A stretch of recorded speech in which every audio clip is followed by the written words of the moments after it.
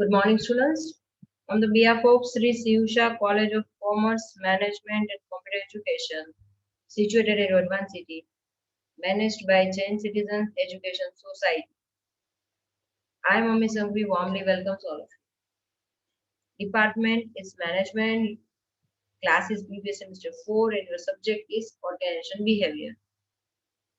Let's start today's session.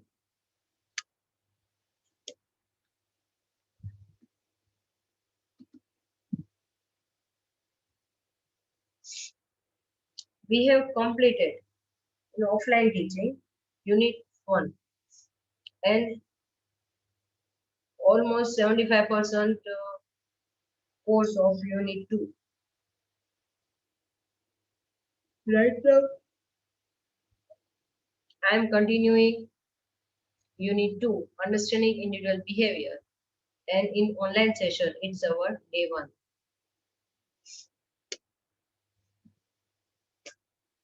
We have completed the following topics in second unit. First of all, concepts. Second, dynamic forces or components of individual behavior. Third is perception. Fourth is learning. Third and fourth point ની અંદર સબ points પણ ઘણા બધા હતા જે આપણે already complete કરી લીધા છે. આજે આપણે લાસ્ટ ટોપિક છે, મેઇન ટોપિક છે, સબ પોઈન્ટ તો ઘણા છે, મેઇન ટોપિક છે એ આપણે કન્ટિન્યુ કરશું. એ છે પર્સનાલિટી. ઓકે, પર્સનાલિટી ની અંદર આજે આપણે લર્ન કરવાનું છે 5.1 concept, 5.2 definitions, elements, features or characteristic of personality, personality traits and types of personality. So let's start with the first point, concept. As a reference book, we are using C. Jamnadas and Companies, Organization Behavior, BBA Semester 4, new edition, page number 43.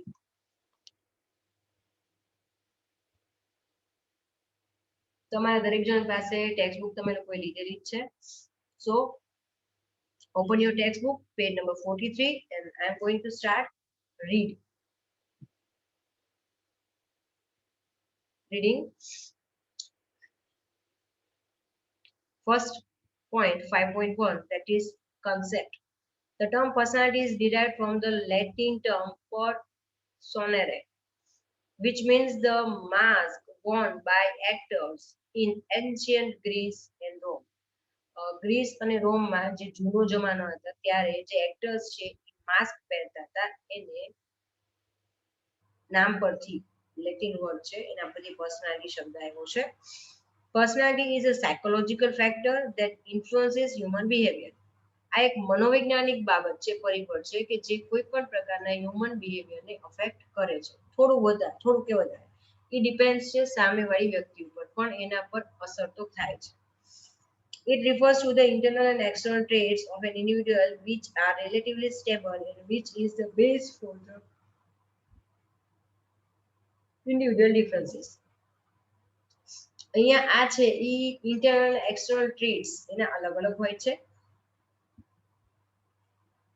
દરેક વ્યક્તિના internal અને external trait personality ને લગતા અલગ અલગ હોય છે અને relatively stable હોય છે, which is the base for the individual differences. मतलब personality means કે તમે જે છો એ ઓરિજિનલ, એ ક્યારે ચેન્જ નહીં થાય.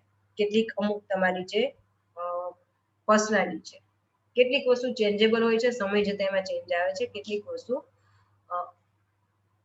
ચેન્જેબલ હોતી નથી.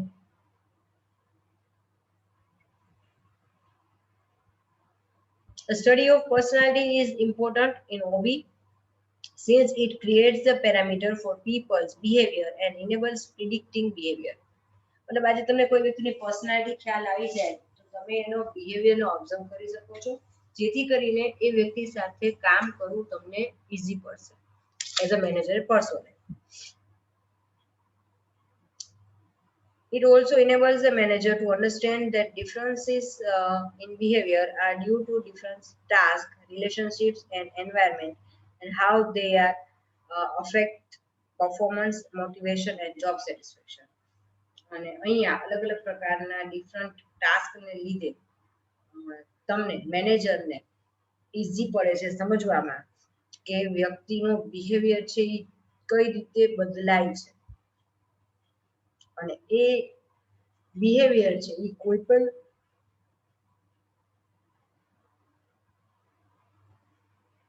પરફોર્મન્સ મોટિવેશન કે જોબ સેટિસ્ફેક્શનમાં એનો શું રોલ છે. સ્ટાર્ટ કરીએ. નેક્સ્ટ પોઈન્ટ છે definition. First one, Stephen Robbins defines it as a personality is the sum of total of ways in which an individual reacts and interacts with others. મતલબ બીજા લોકોની સાથે interact કરવા માટે અથવા કોઈ વ્યક્તિએ તમારી સાથે જે બિહેવિયર કર્યું છે રિએક્ટ તમે કઈ રીતે કરો છો અલગ અલગ રસ્તાઓથી, મતલબ અલગ અલગ રીતે. તો તમે જેટલી રીતે તમે વ્યક્તિને ડીલ કરો છો એટલી તમારી પર્સનાલિટીની કેરેક્ટરિસ્ટિક ગણાશે. સેકન્ડ ડેફિનેશન લઈએ. Next page number 44. હું થર્ડ લઉં છું. Personality means those characteristics of a person that account for his consistent pattern of behavior. એટલે પર્સનાલિટી એટલે સાદી ભાષામાં આપણે કહીએ તો એ એવી લાક્ષણિકતા છે કે જે વ્યક્તિ છે એને જવાબદાર ગણે છે એના કોઈ કન્સિસ્ટન્ટ પેટર્ન ઓફ બિહેવિયર, મતલબ એક ધારું એનું જે બિહેવિયર હોય છે એ બિહેવિયરને તમારે શબ્દોમાં રજૂ કરવું હોય તો તમે કહી શકો કે આ વ્યક્તિની પર્સનાલિટી આવી છે. Fourth definition, the unique and relatively stable pattern of behavior. મતલબ યુનિક છે, એક વ્યક્તિથી બીજી વ્યક્તિની પર્સનાલિટી ક્યાંક કઈક રીતે યુનિક રહેવાની અને રિલેટિવલી સ્ટેબલ હશે. અમુક સિચ્યુએશનમાં એ સાપેક્ષ એટલે કે રિલેટિવલી ચેન્જ થઈ શકે છે, રિલેટિવલી સ્ટેબલ હોય છે. પેટર્ન ઓફ બિહેવિયર એટલે વ્યક્તિનો જે વર્તણૂક છે એ એના વિચારો, thoughts and emotions shown by the individual, મતલબ વ્યક્તિ દ્વારા દર્શાવવામાં આવે એની લાગણીઓ, એના વિચારો અને એનું વર્તણૂક એ યુનિક હોય છે અને રિલેટિવલી સ્ટેબલ હોય છે. તો આ જે કેરેક્ટરિસ્ટિક્સ છે એને આપણે પર્સનાલિટી કહીશું. અગેન ડેફિનેશન ટોપિક કમ્પ્લીટ કર્યો. 5.3 પર આવી જઈએ. Elements, characteristics or features of the personality. Personality has internal as well as an external trait or elements. દરેક પ્રકારના એના આંતરિક અને બાહ્ય તત્વો હોય છે. The external traits are visible in person's personality. કોઈ વ્યક્તિ હશે એનું એક્સટર્નલ ટ્રેટ મતલબ બાહ્ય વ્યક્તિત્વ એનું જે છે એ તમે જોઈ શકશો, એને ઓબ્ઝર્વ કરી શકશો. મે બી એના કપડા છે, ડ્રેસિંગ સ્ટાઇલ છે, વાતચીત છે જે તમે નરી આંખે જોઈ શકો છો અથવા ફીલ કરી શકો છો.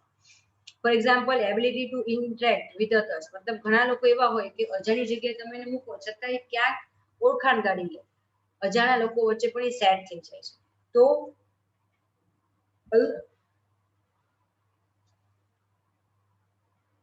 અલગ અલગ લોકો જોડે ઇન્ટરેક્ટ કરવાની જે કળા કે આવડત છે એની પર્સનાલિટી કહી શકાય.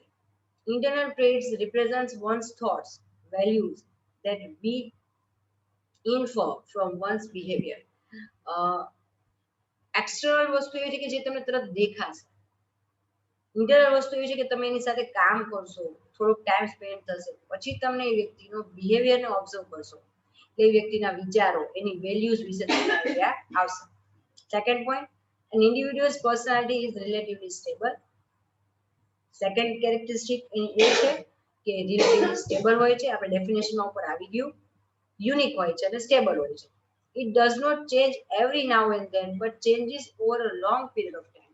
એવું નથી કે વ્યક્તિમાં બદલાવ નથી આવતો, પણ કોઈ સિચ્યુએશન આવવાથી કે કોઈ કન્ડિશન થવાથી લાંબા ગાળે વ્યક્તિમાં ચેન્જ આવે છે, પણ જ્યાં સુધી રિલેટિવલી મતલબ સ્થિર હોય છે, સ્ટેબલ હોય છે, તો બને ત્યાં સુધી ટૂંકા ગાળામાં એ પર્સનાલિટી એની બદલાતી નથી. Third point, every individual has unique behavioral pattern. Each individual thus differs from other due to differences in internal and external traits, and people have some traits in common with other too. દરેક વ્યક્તિના એક ચોક્કસ individual વ્યક્તિગત અલગ unique એક characteristic હોય છે, behaviour વર્તણૂક કરવાની એની રીતભાત.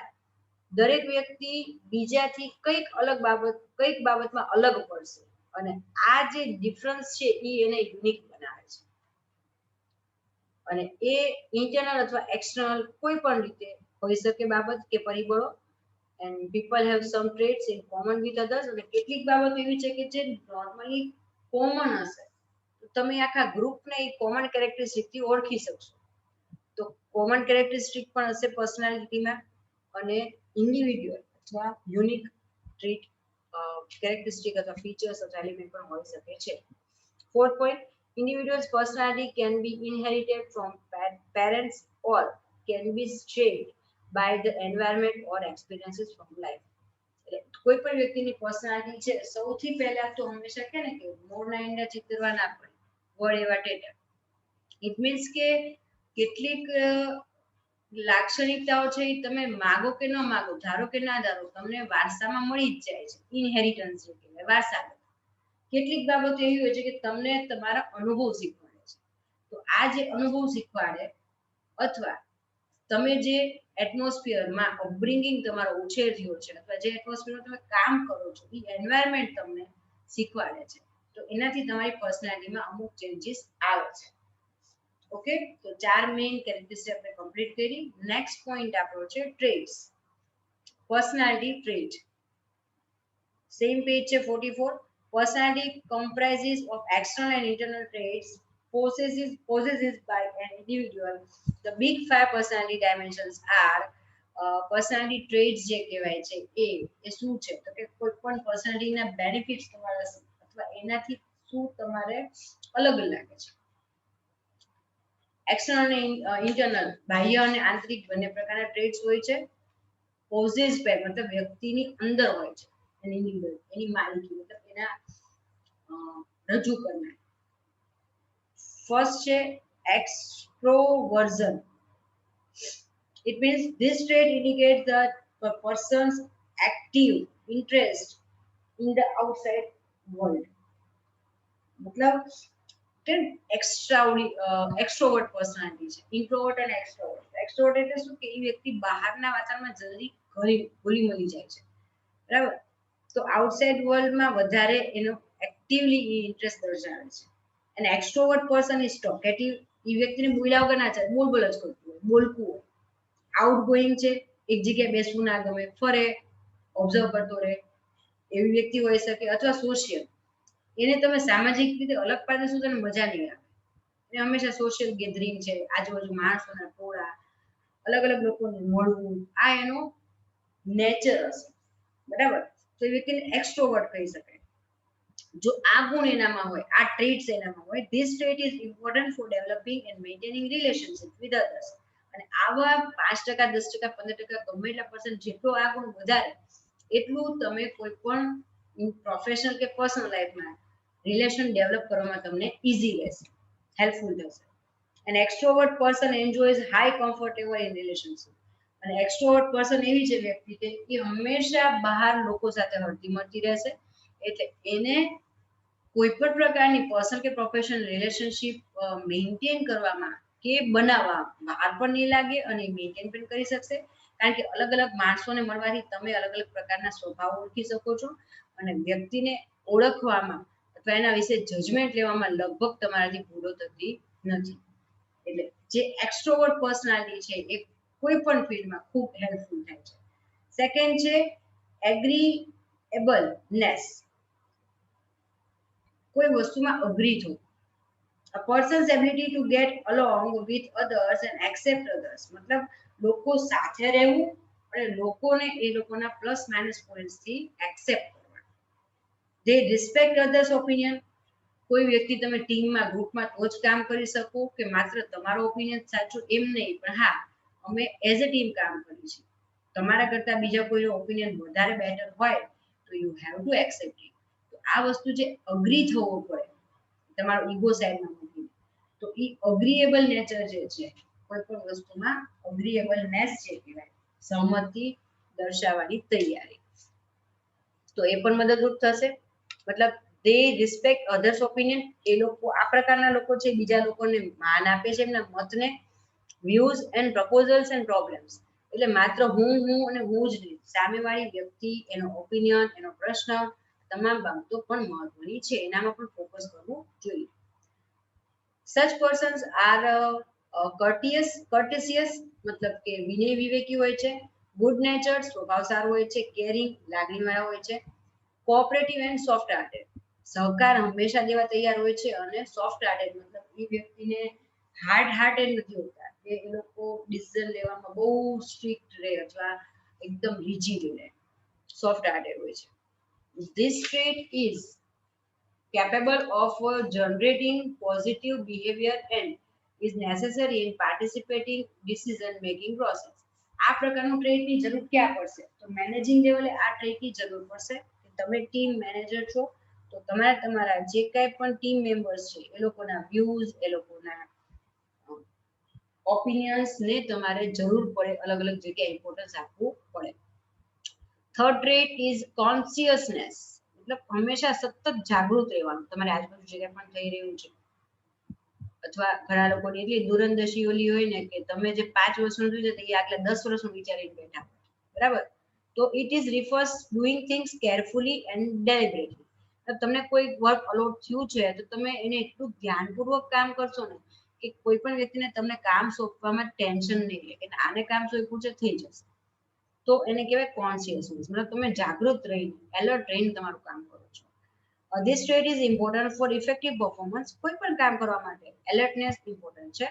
He or she is organized હોય છે, સિસ્ટમેટિક હોય છે, પદ્ધતિસર એનું કામકાજ હોય છે, કેરફુલ ધ્યાન હંમેશા રાખતી હોય છે, થોરો મતલબ કે આડોળું કાંઈ નહીં, સિસ્ટમેટિક, અને responsible, self disciplined and active achievement oriented.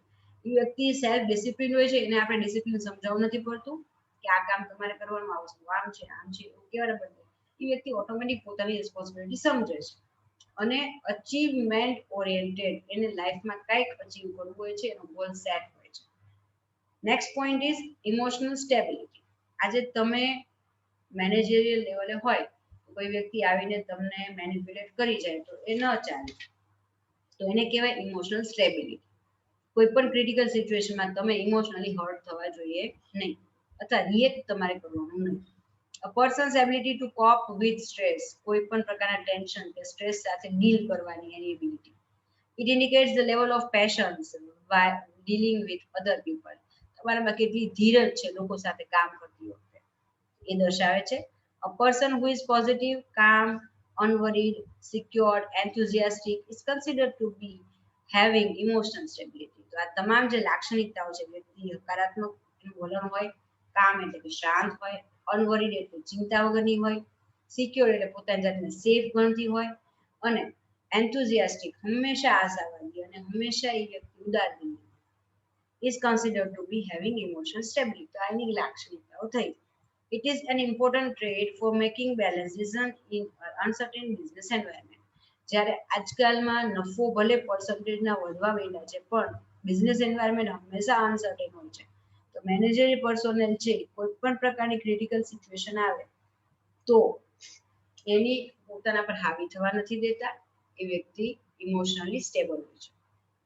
પછી fifth and last is openness to experience. This means one's range of interest to experience and learn something new and different. મતલબ કાંઈક નવું શીખવા માટે હંમેશા તત્પર હોય, તો એવી વ્યક્તિ છે એની મતલબ એ તત્પરતા એની પર્સનાલિટીની એક લાક્ષણિકતા ગણાશે.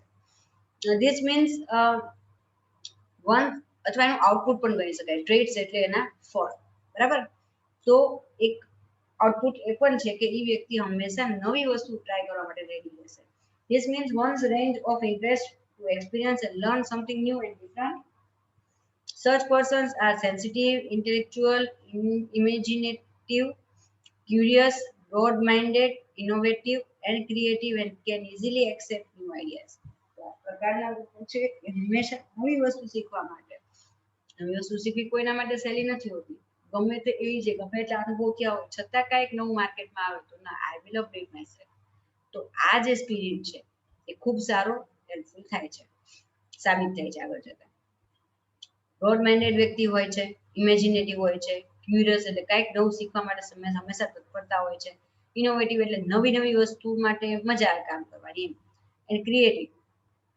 Next one is it is necessary to ensure lifelong learning and continuous upgradation. અને કોઈ પણ વ્યક્તિ જ્યારથી એને ભણવાનું લર્ન કરવાનું બંધ કરી દીધું એનો ગ્રોથ અટકી જાય છે. તો if you want to grow yourself continuous base on continuous base, then you have to keep learning continue. The other personality traits includes આ 5 મેઇન પર્સનાલિટી ટ્રેટ હતા. એ સિવાયના એડિશનલ ટ્રેટ આપ્યા છે સેમ પેજ ઉપર. ઓથોરિટેરિયનિઝમ મતલબ કે દે આર ઓટોક્રેટિક. આ લોકો એવા હોય છે કે હું કહું એ જ સાચું, બરાબર. Rigid and have a high value on belief, મતલબ પોતે જે માન્યું એ જ સાચું. And are high in moral values. અમુક એજ પછી તમે આ પ્રકારનો ટોન તમારો આવી જાય છે, કારણ કે તમે સિનિયર મોસ્ટ પોસ્ટ ઉપર હોય છો, મોસ્ટ એક્સપિરિયન્સ પર્સન હોય છો, તો તમને હંમેશા તમારા અનુભવનું હંમેશા નોલેજ ઉપર પ્રાઉડ ફીલ થવાનું. તો તમે થોડાક ઓથોરિટેરિયનિઝમનો અસર નીચે ગણાશો. Believe in negative philosophy and are anti democratic. અને અહીંયા નેગેટિવ ફિલોસોફી એટલે કેવી અનુભવી છે એટલે એવું નહીં કે, પણ કોઈ વસ્તુમાં એનું નેગેટિવ રિએક્શન મે બી થોડું વધારે હોય. અને એન્ટી ડેમોક્રેટિક મતલબ હું કહું મારો ઓપિનિયન ધ બેસ્ટ, બાકી બધા લોકોનો ઓપિનિયન છે નો મેટર. સેકન્ડ છે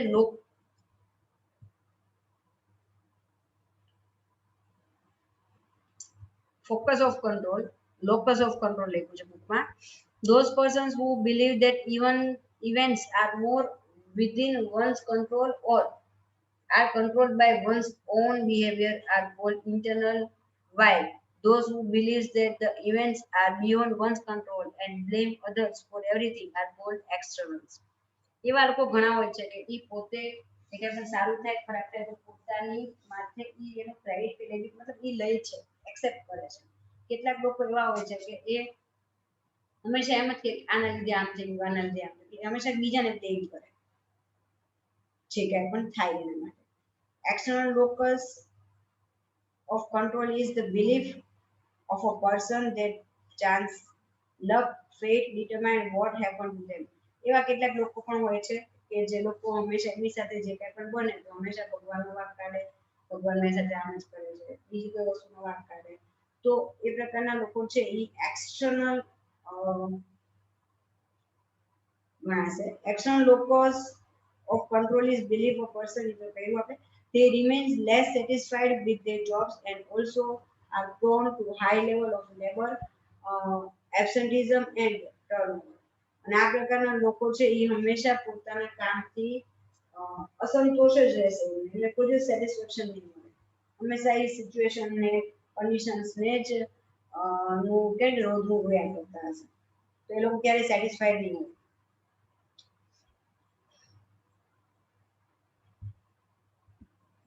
અને પોતે હંમેશા એબસન્ટ પણ રહેશે. અને કદાચ એવું બને કે એક નોકરીથી સંતોષ ન થાય તો જોબ બદલાવતા રહે. While internal locus of control refers to the belief that his or her behavior determines important events and happen to them in life and career. Internal focus નો મતલબ locus નો મતલબ થાય છે કે ઇન્ટરનલ મતલબ આજે તમારી લાઈફમાં કાંઈ પણ થાય છે તો તમને એટલો કોન્ફિડન્સ હોવો જોઈએ કે મારા ડિસિઝન્સ મેં લીધું એટલા માટે એના કોન્સિક્વન્સીસ આ થયા.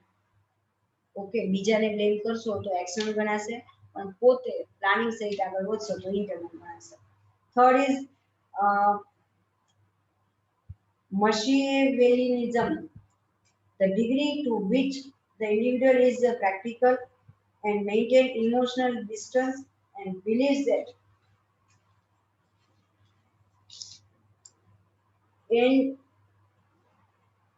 can justify means. High mechanism person pursue more, win more and manipulate more. They tend to be good employees. They tend to perform best in self-filled labor negotiations. એટલે એવા પ્રકારના લોકો કે જે લોકો હાઈ મતલબ કે વ્યક્તિ છે એ એના જુનિયર્સની સાથે ડિસ્ટન્સ મેન્ટેન કરશે, ઇમોશનલ ડિસ્ટન્સ. કોઈની સાથે એ વ્યક્તિ ઇમોશનલી એટેચ નહીં, જેથી કરીને જ્યારે એને કોઈ ક્રિટિકલ ડિસિઝન લેવાના હોય તો એ ડિસિઝન લઈ શકે. ફોર્થ પોઈન્ટ છે સેલ્ફ એસ્ટીમ, એટલે પોતાનું સ્વમાન. people differ in the degree to which they like or dislike themselves. मतलब आज હું જ મારી જાતને પ્રેમ ન કરતી હોય, ગમતી ન હોય અને મારી જાતથી સંતોષ ન હોય, નફરત કરતી હોય, તો કોઈ પણ વ્યક્તિ મને આને કાંઈ પણ કહી જશે ને મને અસર નહીં થાય, કારણ કે મને ખબર છે કે હું એવી છું. આજે તમને તમારી જાત વિશે ખ્યાલ છે, તમે તમારી જાતને કેર કરો છો, તમારામાં ડેવલપમેન્ટ ઈચ્છો છો, મતલબ સેલ્ફ એસ્ટીમ. તમે પોતાની જાતને people who have like for self tends to have high self esteem. એવા લોકો કે જે લોકોને પોતાની જાતથી સંતોષ હોય છે એનું સેલ્ફ એસ્ટીમ ખૂબ વધારે હશે. એવા લોકો જેને પોતાના કામથી, પોતાની જાતિથી કે કન્ડિશનથી સેટિસ્ફેક્શન નહીં થાય તો એ વ્યક્તિ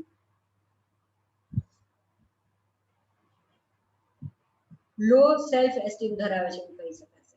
They seek approval from others and are more prone to the belief of other people whom they respect.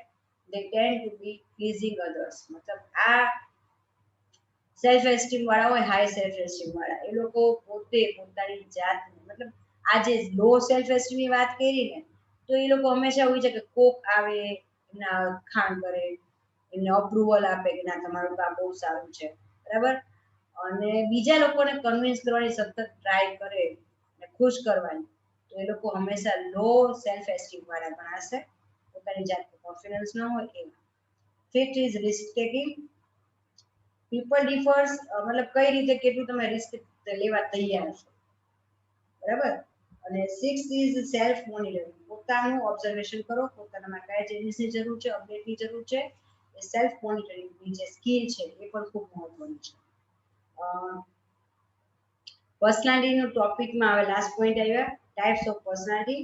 Type A and type B personality have differed different behaviour patterns. A અને B બે category પાડી છે, એ અને બી.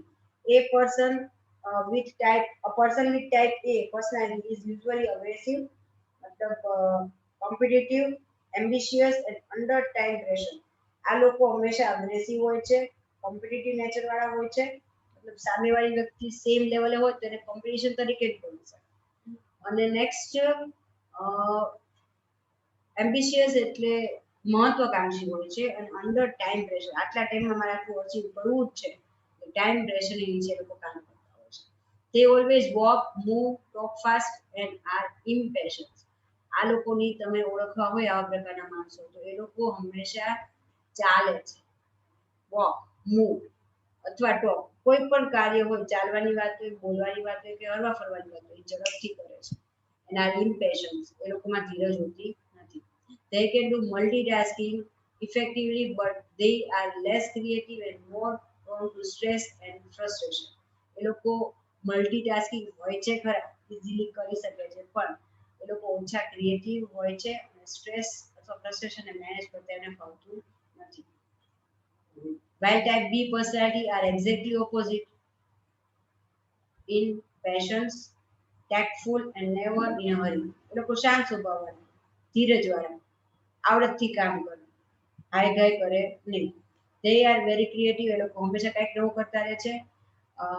Mild nature, શાંત સ્વભાવવાળા, tactful, can relax in workplace without any guilt. કોઈ પણ જગ્યાએ કામને સ્થળ છે તે રિલેક્સ કરી શકે છે. They work for pleasure and not to complete. એ લોકો કામ છે એ માત્ર કરવા ખાતર નથી કરતા, પણ એ કામમાં એને આનંદ મળે છે. They work for pleasure and not to complete. They usually are late in making assignments and submissions. એ લોકો પોતાનું કામ કરે ને મોજે દરિયા, મોજમાં મોજમાં પરફેક્ટ કામ કરે, થોડુંક લેટ થાય પણ કામ સારું હોય.